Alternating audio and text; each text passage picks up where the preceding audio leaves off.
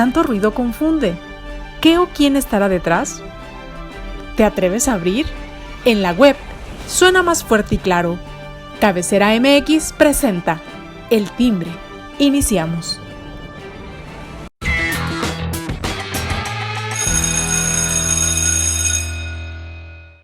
¿Qué tal, amigos? Muy buen día, me da mucho gusto saludarlos. Ya estamos aquí en El Timbre, como cada miércoles. Me da mucho gusto que nos acompañe en este día, en esta mañana de miércoles. Y bueno, pues ya huele a vacaciones, ya parece que ya viene esta temporada de receso, la Semana Santa, Semana de Pascua, para algunos laborable, para otros no. Pero bueno, ya estamos aquí para hablar y sobre todo lo que se viene el próximo 10 de abril, que es el próximo domingo, la revocación del mandato, este ejercicio democrático, pues que ha generado tanta división y tanto, pues, escepticismo, ¿no? Y sobre todo la pregunta es, ¿votar o no votar? Esa es la pregunta. Pero antes saludo a mis compañeros que están aquí en el programa. Surya Palacios, ¿cómo estás, Surya? ¿Qué tal, Alberto, Carlos, Héctor? Muy bien, encantada de estar aquí. Bienvenidos todos. Feliz miércoles. Excelente, bienvenida. Carlos Maguey, ¿cómo estás? ¿Qué tal? ¿Cómo están? Héctor, Alberto, Surya, ¿cómo están? ¿Cómo les va? Bien, gracias. Aquí arrancando el día. Excelente, bienvenido, Carlos. Héctor Romero, ¿cómo te va, Héctor? Hola, pues muy contento de estar nuevamente con ustedes y poder comentar estos temas tan importantes para la nación. Pues un tema muy interesante es lo que se ha visto hoy en día con lo de la reforma eléctrica, tanto pues ya la Suprema Corte de Justicia tomó algunas, pues no decisiones, pero sí empezaron a ver el tema, ¿no? Surya, ¿cómo quedó? Siempre no ha habido todavía nada resuelto, ¿verdad? No, pues ayer martes la Corte empezó la discusión para resolver una acción de inconstitucionalidad que fue promovida por senadores de oposición y también dos controversias constitucionales. Una de ellas es la que promovió COFESE y la otra el gobierno de Colima. No se ha resuelto nada hasta mañana jueves. Se va a, digamos, hacer la primer votación de un primer punto que es de fondo. Pero bueno, pues en general lo que sí podríamos destacar es de que en los aspectos preliminares de la discusión del proyecto, que no tiene absolutamente nada que ver con validar o no validar la constitucionalidad de la norma, de la ley de la industria eléctrica, que ya está publicada desde 2020. Lo que sí se vio fue que 6 ministros no estuvieron de acuerdo, en contra de 5, de lo que planteaba el proyecto para, digamos, hacer el análisis preliminar. Es decir, que los ministros suelen hacer en sus sentencias, decir, bueno, bajo esta óptica voy a analizar todo el caso. Eso suele ponerse en los aspectos preliminares, es como decir, el tipo de óptica que le voy a dar o el tipo de lupa que voy a utilizar para todo el caso. Y en ese aspecto, pues fueron 6 ministros que estuvieron en contra porque decían que esa óptica para analizar el caso, pues no incluía todo lo que fue la reforma eléctrica de 2013, que forma parte de nuestra Constitución. Pero hasta ahí va, es de pronóstico reservado. Si no se consiguen los 8 votos necesarios, una votación calificada en el Pleno de los 11 ministros que lo integran, pues lo que podría suceder es que en algunos aspectos que no se logre los 8 votos ni a favor ni en contra, pues la norma se desestima, lo que quiere decir que continuaría su validez. Sin embargo, al desestimarse, se puede volver a impugnar. No crearía un precedente. Creo que en el mejor de los casos debería de suceder esto, dado que el proyecto de la ministra Loretta Ortiz va en el sentido de declarar constitucional la ley de la industria eléctrica porque desde su perspectiva no violenta la competitividad, la libre competencia, la concurrencia y el medio ambiente, de acuerdo con su perspectiva. Yo creo que es todo lo contrario, que sí se violentan varios artículos de la Constitución, en específico el 25 y el 28, entre otros. Pero bueno, habrá que ver lo que se resuelve en el jueves.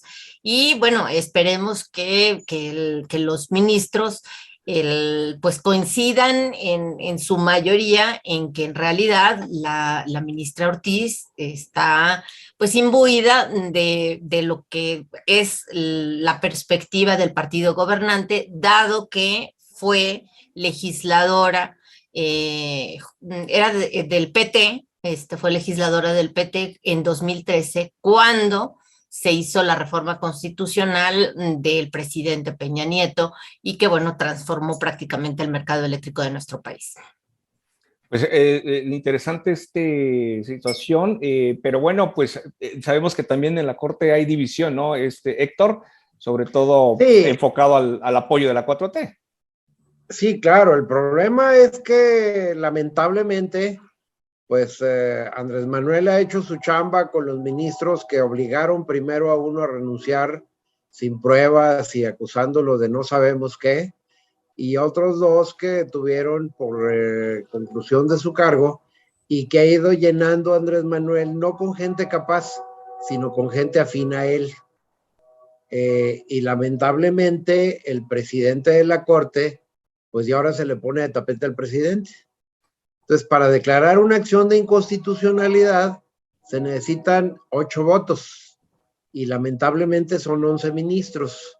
Entonces, las 3 ministras que cargan los dados del lado de Andrés Manuel no podrían hacer nada o no nos harían daño a la nación si no fuera porque el presidente de la Corte, Arturo Saldívar, vota a favor de ellos. Pero vamos poniendo un poquito en contexto a los que nos escuchan y de qué se trata esto. El presidente ha jugado con 2 bandos, con 2 cartas. La primera fue mandar una reforma constitucional que ellos saben perfectamente bien que nunca va a pasar. Y tenemos la confirmación de los que a lo mejor pensábamos que podrían en un momento dado ceder su corazoncito hacia la Hada Morena, que es el PRI. Y esta semana el PRI acaba de declarar al menos que como bloque no van a votar a favor de la reforma eléctrica de Andrés Manuel. Pero por el otro lado mandaron una ley que es a todas luces y revisándola y analizándola por donde la veas completamente inconstitucional. Esa ley debió haber entrado en vigor desde el año pasado, pero afortunadamente 2 jueces de distrito con muchos pantalones especializados en el tema energético ordenaron la suspensión para todos los efectos de esta ley. Entre ellos el juez Gómez Fierro, que es un doctor en Derecho súper estudioso del tema constitucional y súper correcto. Ordenan la suspensión de esta ley y entonces entra, actualmente está suspendida por esa acción, por esa suspensión definitiva que otorgaron esos 2 magistrados, esos 2 jueces de distrito. Luego presentan, como decía Zuria, la acción de inconstitucionalidad, un grupo de legisladores, por el otro lado la COFESE y por el otro lado pocas de las cosas buenas que hizo mi amigo Nacho, el gobernador de Colima, una acción de inconstitucionalidad también en contra de esta ley. Y curiosamente en la Suprema Corte se la asignan a quien más es proclive a Andrés Manuel, que es la ministra Ortiz. Entonces, pues no es posible que alguien que es completamente sesgado su voto a favor de esto y que además debió excusarse de votar, porque había conocido, como lo decía Zuria, hubiera entrado al proyecto y ella sea la proyectista que va a conocer. Entonces, por un lado, hace una serie de consideraciones a fondo en el proyecto y dice que todos los estudios de fondo de la orden del despacho en el Sistema Eléctrico Nacional que quieren hacer, sí es legal, porque hay que darle preferencia a la energía que produce Pemex, porque es de ellos. No importa que venga de fuentes contaminantes, no importa de dónde venga, porque así debe ser, porque no vulnera la libre competencia, concurrencia reconocida en el 28 constitucional. Luego que si viola el Tratado de Libre Comercio, bueno, ahora el Transmec, qué curioso que la Corte diga, es que eso no lo puedo yo estudiar. Entonces dice que la alegada violación a los tratados no puede ser estudiada mediante este medio de control constitucional. Ya nos dijeron y nos mandaron decir los gringos lo que van a reclamar las compañías americanas y europeas en caso dado que entre en vigor esta ley. Porque lo más grave es que todos esos contratos que ya existen y que fueron firmados por el ente público que se llama Gobierno Federal y Comisión Federal de Electricidad en una de sus empresas con las que opera, los quieren desconocer de la noche a la mañana, bajo el argumento de que la revisión de los contratos obedece a un interés público que no atenta contra la irretroactividad. ¿A qué extremo llega esta ministra con este estudio diciendo esto? ¿Y qué seguridad le dejamos a los extranjeros cuando quieran venir a invertir y les digan, no, espérate, es que si mañana sacan una ley, le dan efecto retroactivo y te quitan tu inversión y ya no vas a poder vender? Además, tus contratos en cualquier momento los pueden declarar nulos. ¿Quién va a venir a invertir a México? Eso es donde estamos parados. Creo que va a pesar mucho la influencia de los americanos en este tema. Y ahora sí vamos a ver de qué está hecho el ministro presidente de la Suprema Corte. Si de veras es alguien comprometido con la constitucionalidad de las leyes o es un palero ya más del presidente de la República. Ese sería mi comentario. Interesante todo lo que abordan con este tema de la reforma eléctrica, la posición en la que se encuentran los ministros. Pero, Carlos, ¿qué hay rescatable de todo esto? Pues rescatable lo que varias veces ya nos ha pasado, ¿no? Que ponemos en duda a la Corte, decimos que esta es la prueba, y creo yo que en la mayor parte de las ocasiones, si no en todas, pero en buena parte ha resuelto por el interés general y no se ha ido con la tendencia del partido. Esto es, no voy a decir que siempre ha tomado las mejores decisiones, pero creo que no le ha ido tan mal a la Corte, no nos ha dejado tan mal.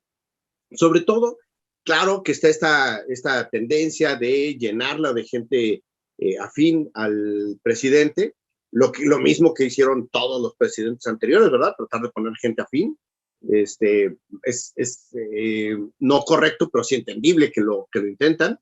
Y aprovechar esa mayoría para lograrlo, esa mayoría que tiene el Congreso. Hoy seguramente vamos a, mañana jueves, mañana jueves veremos justamente esta discusión. Yo tengo fe en que la Corte no nos va no nos dé un trancazo, que finalmente vea por el bienestar general, bueno, más que por el bienestar general, no, porque no le corresponde. Lo que le corresponde es determinar la legalidad y la constitucionalidad de lo que se está revisando, y creo que lo van a hacer bien. Yo tengo todavía esa confianza. Sé que hay un grupo que quiere hacer lo que el presidente les dice, pero también sé que no necesariamente les va a alcanzar para esa votación. Pues esto que mencionan y que se dijo en su momento, que quienes voten en contra de esta reforma eléctrica pues serán considerados traidores de la patria. ¿Esto incluye a los miembros de la Suprema Corte de Justicia? Sí. Bueno, es que el presidente agarra parejo, los descalifica un día sí y otro también. O sea, en un momento cuando le conviene dice que hay una resolución de la Corte y que hay que obedecerle. Cuando no le conviene, dice que es una barbaridad, porque no olvidemos que esta semana, el lunes específicamente, la Corte determinó la inconstitucionalidad de la prohibición para exfuncionarios de que no pudieran trabajar en la iniciativa privada durante 10 años, una disposición que estaba en la Ley Federal de Austeridad Republicana.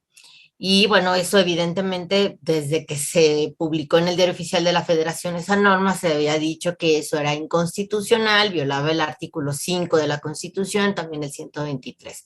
Y tal cual, la Corte declaró inconstitucional eso y al presidente no le gustó.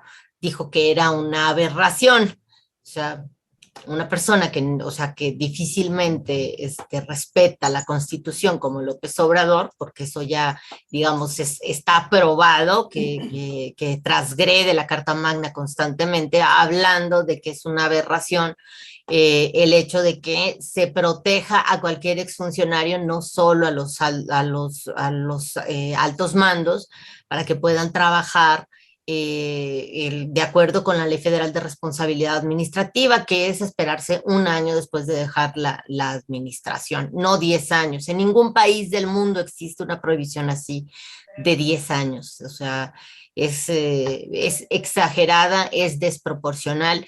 Y obviamente, pues, o sea, ¿de qué van a vivir las personas que son especialistas en un área específica de la administración pública? Pues obviamente se tienen que contratar en lo que es su expertise. Y si tienen que esperar 10 años, ¿de qué quieren que viva el gobierno de López Obrador? O sea, que se vaya a trabajar, que cambie de carrera la persona. O sea, eso es imposible, no existe en ninguna parte del mundo. O sea, solamente en casos muy excepcionales hay algunas prohibiciones en otros países de hasta 5 años, pero es una cuestión muy excepcional. Normalmente es entre 1 y 3 años el espacio de espera de personas que dejan la administración. Así es de que, bueno, nuestra norma actualmente es de 1 año. Así es de que, bueno, pues tampoco le gustó eso al presidente. Obviamente, si parte de esta ley de la industria eléctrica la Corte la declara inconstitucional, bueno, pues, obvio, tampoco le va a gustar. Y desde su perspectiva, pues van a ser traidores a la patria, como ya hemos sido nombrados traidores a la patria los abogados. ¿Quién más, Héctor? Comparten, somos parte del club, ¿no? Pues todos los que critican a la Claro, 4T. claro, somos parte del club de las denostaciones de un hombre al que le quedó grande el puesto de jefatura de Estado. O sea, eso ya está más que visto después de 3 años de esta administración. Y lejos o sea, en vez de que gobierne para todos los mexicanos, los que votaron y los que no votamos por él, los que criticamos o los que lo aplauden. O sea, él como jefe de Estado debería de gobernar para todos y lo hemos visto, no es así. Así es. Hay un comentario que quisiera hacer al respecto. No nada más se enojó por el tema de la ley de austeridad. Ayer también le pegó muy duro la Corte con el tema del destino de los ahorros, entre comillas, que pudiera tener el Ejecutivo, que eso estaba en la Ley de Presupuesto y Hacienda Pública, Presupuesto y Responsabilidad Hacendaria, en el que todos los ahorros que hubiera del presupuesto, el presidente lo pudiera destinar a lo que se le diera su gana. Eso se declaró inconstitucional por el único que puede conocer del destino de los fondos públicos es el Congreso de la Unión, precisamente a través de la Cámara de Diputados, porque es una facultad que debe estar contenida en el presupuesto de egresos de la Federación como disposición constitucional. Y esa ley que le habían hecho a modo a Andrés Manuel para que dijera, es que ahorré en las medicinas, ya no gasto en quimios para los niños, ya no gasta el Seguro Social en medicinas para sus afiliados, todo eso ya de una vez lo destino al Tren Maya o a la refinería sin Tres Bocas y demás, ¿verdad? Entonces, ese es el tema que también ayer le pegó a la Corte y que nuestro compañero Carlos Magay espera que así sea la resolución del tema de energía eléctrica. Insisto, está en manos de un ministro, no de los 11. Ojalá que sí. Y si no, al menos que la desestime, para Así que no es. cree precedente. Así es, así es. Oigan, y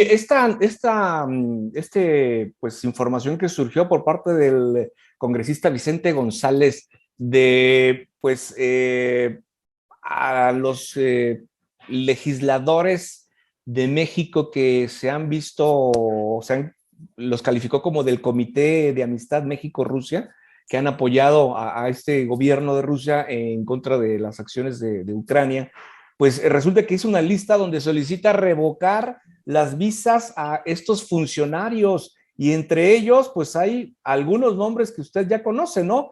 Alberto Anaya Gutiérrez, Gerardo Fernández Noroña, Augusto Gómez Villanueva, Armando Contreras Castillo, en fin, una lista de varios legisladores que pues están en la lista negra de los Estados Unidos para retirarles la visa por esta pues apoyo que han decretado a Rusia. ¿Cómo lo ves, Carlos? Pues es justo la respuesta que se merecen los legisladores de Morena que entran en esto, ¿no? Es una forma de apretarlos, de burlarse de ellos, porque justo todos hemos escuchado esos argumentos que dicen que en realidad es Rusia lo está haciendo para liberar a las personas y que porque hay intentos de neonazis en Polonia, perdón, en Ucrania, discúlpenme. Bueno, pues justo esas payasadas que traen los legisladores, que incluso hay por ahí un jalisciense, se me olvida el nombre, perdón, uno de un nombre poco usual, ahorita lo recordaré, pero me parece que está bien, ¿no? Vamos, tienen ganas de aventarse sangronadas como esa de crear un comité pro Rusia, un comité de amistad con Rusia en estos momentos. Yo sé que no estamos en contra de ningún país, sino es así de la política exterior tradicionalmente en México, pero de eso a decir somos amigos de los que están invadiendo a los demás, bueno, creo que hay una diferencia, ¿no? Y entonces la respuesta viene muy a nivel, muy ad hoc, ojalá que se las apliquen, ¿no? Sería deseable. Insisto, a lo mejor no pasa de ser una propuesta que termina en eso, en una pura mención. Probablemente no suceda nada, pero es una buena forma de responderles, me parece. Heraclio Rodríguez, ¿será? No, no es. Ahorita lo busco. Bueno, y además creo que sabes que esa lista no está actualizada, ¿eh? ¿No? Hay más entonces. Sí, parece ser que también el congresista estadounidense incluyó a exdiputados que ya no están laborando en la legislatura. Entonces, también Gerardo Fernández Noroña, que está en esa lista, es el segundo de la lista, comentó que también se mencionaba a un legislador del PRI que ya falleció. Entonces... Augusto Gómez Villanueva. Sí, entonces mira, la verdad es de que pues que quede como anécdota de que nos están observando, eso sí, o sea, todo lo que se ha manifestado en México en favor o en contra de Rusia, en específico lo que hicieron legisladores del PT, incluyendo también a Gerardo Fernández Noroña, de manifestarse a favor del gobierno ruso, o al menos si no abiertamente a favor, sí tratar de estrechar esos lazos a nivel legislativo. De cualquier forma, pues es muy criticable porque el mundo está viendo que el gobierno ruso, encabezado por Vladimir Putin, ha cometido crímenes de guerra. Ha habido masacres, ha habido asesinatos y ejecuciones sumarias de adultos y hasta de niños en las poblaciones en donde tenían presencia el ejército ruso, que ahora en los últimos días se ha retirado, por ejemplo, de las escenas de este suburbio cercano a Kiev, de Bucha, realmente son, o sea, espeluznantes, ¿no? Y el hecho de que por más que lo niegue Rusia, es evidente que, o sea, ahí se han cometido, como digo, crímenes que están sancionados por el derecho internacional. O sea, disparar a civiles que iban caminando en la calle, que iban transitando en un automóvil, donde había, por ejemplo, un niño o un hombre que iba en su bicicleta. Esa es parte de las imágenes de horror de las que hemos podido ver. realmente, o sea, eso es lo que se debe de condenar, ¿no? O sea, no nos vamos a ir como, no pedimos que México como Estado le declare la guerra a Rusia, por supuesto que no, ni siquiera lo ha hecho Estados Unidos, pero yo creo que en la política exterior sí en nuestro país se debe de ajustar en estos términos, ¿no? Condenar los crímenes que se han cometido en esta invasión de parte del ejército ruso. Héctor, tu opinión con esta propuesta. Mira, a mí no nada más me gustaría no que quedara en anécdota, sino que en realidad la aplicaran, porque los Estados Unidos y Canadá son dos países libres y soberanos que pueden aceptar o negar el ingreso a su territorio a las personas que no consideren gratas. Y en un momento dado, donde hay una guerra con un país que está invadiendo a otro, pues a mí no me haría nada de gracia que viniera a mi casa alguien que le echa porras al que está peleando y el que está matando gente. Pero no nada más es ya el legislador demócrata americano, ya también se unieron empresarios mexicanos, el consejo, no es el coordinador empresarial, es el consejo de empresarios de negocios, algo así, que ahora piden también que Estados Unidos les cancele la visa a estas personas. Y Fernández Noroña ya fue a llorarle a su líder, a su pastor de su bancada, y le contestaron que pues que es que padre, pero que no tiene facultades el presidente de la Cámara para ir a pelearse con Estados Unidos precisamente por la soberanía, y no le alcanza el huesote que tiene ahí para tanto. Es Hamlet García. Hamlet ¿En la García. lista? Así es, está en la lista original, o sea, la del 20 de marzo, los que firmaron. Sí, pero no está en la lista de la propuesta del congresista estadounidense. No, hay que hacerle el favor de hacerle llegar la información actualizada. Oye, ¿y podemos agregar a uno que otro más? Sí, que no nos discrimine a Hamlet García por ser de Tlaquepaque, oye, que también le nieguen la visa.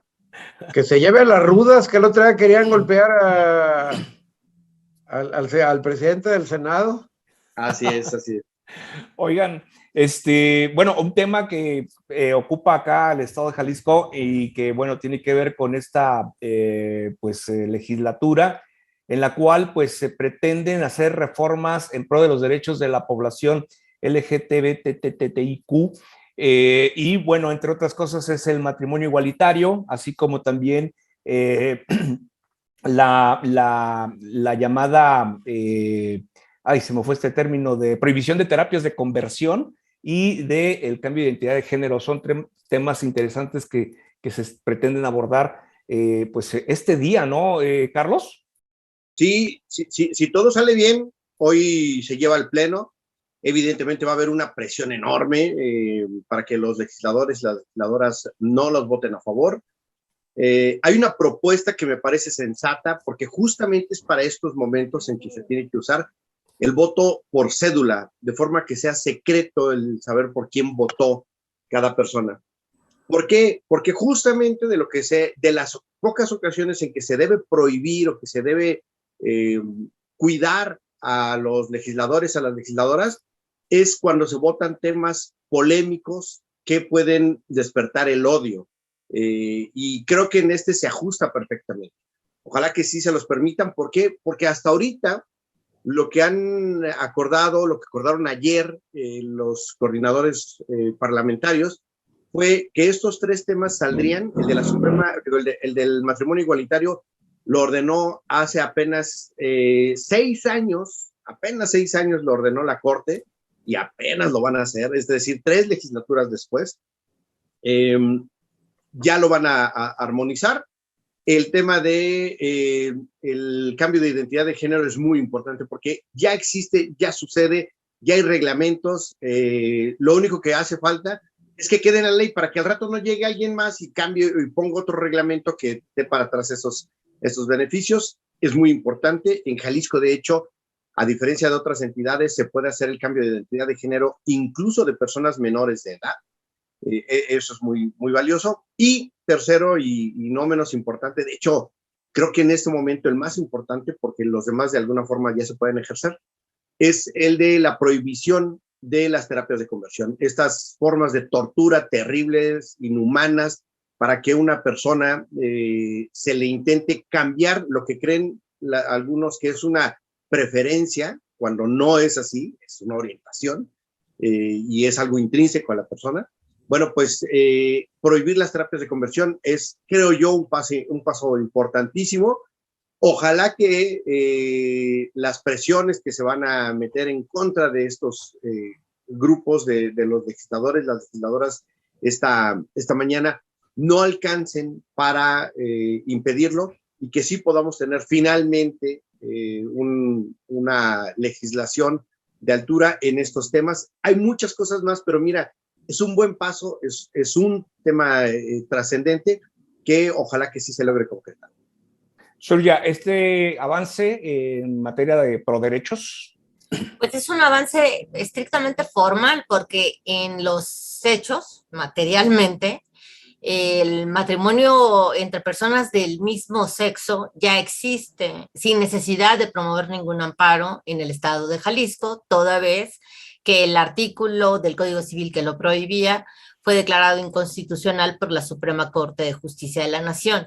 Y aunque los legisladores no hayan hecho lo que se requería formalmente, que era incluirlo en la legislación civil, en realidad lo dejaron ahí como una laguna que en los hechos no, o sea, solo habla de lo que no han querido hacer los legisladores, pero con respecto a poder casarse dos personas del mismo sexo en Jalisco sin necesidad de promover ningún amparo, eso ya está, gracias no a los legisladores ni a los gobiernos que ha tenido la entidad, sino gracias a la Suprema Corte de Justicia de la Nación. Entonces, bueno, al final están saldando una deuda formal los legisladores, pero que en realidad en términos políticos sí significa mucho, por el reconocimiento de los derechos, que un órgano como el legislativo de la entidad, etcétera, etcétera, sí, en términos políticos. Pero para cuestiones prácticas, cualquier persona en Jalisco puede casarse independientemente de su orientación sexual. Si son parejas del mismo sexo, lo pueden hacer, no por voluntad de quienes deberían de estar viendo por sus electores, que han sido los legisladores, sino por voluntad de la Suprema Corte de Justicia de la Nación, que declaró la inconstitucionalidad de eso desde la prohibición de matrimonios del mismo sexo que había en la entidad desde hace tiempo ya, como lo decía Carlos. Pero bueno, es un buen paso, es importante, más que práctico, es un paso importante en términos políticos, porque sí hablaría de que en ese tema, pues Jalisco deje de ser tan conservador, ¿no? En contraste con muchas otras entidades que, bueno, que han avanzado mucho más en eso. El tema, por ejemplo, del aborto, ni qué decir, en Jalisco no se atreven a tocarlo, no importa. El aborto ya está permitido en todo el país, no gracias a los legisladores, ni federales ni locales, gracias también a la Suprema Corte de Justicia de la Nación. Así es de que en ese aspecto, sí, como decíamos al principio, hay cosas buenas que nos ha dado la Corte, hay otras en las cuales no vamos a coincidir, simplemente es de que al final de cuentas, en este tema de los derechos para las personas gays, lesbianas, transexuales, etcétera, etcétera, homosexuales, es un gran paso formal y un reconocimiento de parte de los políticos que al final de cuentas tienen que hacer su trabajo y que hasta ahora no lo habían realizado como se esperaría de ellos. Héctor, te escuchamos. Bueno, yo creo que es un tema más cultural que de derecho. Y me voy a referir a un caso que acabo de conocer hace 3, 4 días, donde una pareja, ambas damas, se contraen matrimonio, se casan, tienen una hija, van a la oficina del registro civil a registrarla, como es su derecho, y la oficial del registro civil le niega el registro a la menor, siendo que era producto de un matrimonio, independientemente del sexo. Entonces la mandan a otra oficina del registro civil del mismo municipio y tampoco la quiere registrar. ¿Qué hizo la directora del registro civil, que es una abogada, doctora en Derecho, conocedora del tema a fondo? Pues ella misma firmó el acta de registro de la menor, contra la voluntad de sus oficiales del registro civil, porque decían que esta pareja tenía que ir al amparo. Cuando ella dice, a ver, espérenme, pues si lo único que estoy haciendo es aplicar la ley, porque está en la legislación, no tengo por qué obligarlos a ir a agotar una instancia constitucional si nosotros lo podemos hacer aquí. Y si ustedes no lo quieren hacer, aquí firmo el acta de registro de la menor y aquí está el acta de nacimiento. Eso es lo que necesitamos en México. Olvídense de que si el Congreso va a votar, no va a votar, ya lo resolvió la Corte. Tenemos miedo, como dice Surya, de reconocer y de obligar a que se cumplan con las disposiciones de la Corte o del propio constituyente, porque también tenemos un atraso enorme donde hace varios años el constituyente ordenó que se publicara un Código Nacional Familiar y Civil que vendría a resolver muchas situaciones de estas. Y hasta la fecha todavía el Congreso, como nada más resuelve lo que le manda PJOVA, pues no ha tenido tiempo, a pesar de que esté en una misión legislativa enorme, de emitir este Código Civil y Familiar, donde ya estos puntos del Código viene a regularlo y a homologarlo a nivel nacional, todos estos temas familiares. Entonces, y también Jalisco está atado porque ya no puede legislar en la materia, porque ya hay un transitorio que ya prohibió legislar en la materia civil y familiar en las entidades federativas, porque ya es cosa de unas semanas emitir ese código y así tenemos varios años. Entonces, pues que se pongan a chambear y que se quiten esa máscara de beatas de sacristía y legislen en función a los intereses de la sociedad en general. Pues con esto nos vamos. Gracias, Surya. Gracias, Carlos. Gracias, Héctor. Gracias a usted por acompañarnos. Yo lo espero aquí el próximo viernes. Hasta entonces.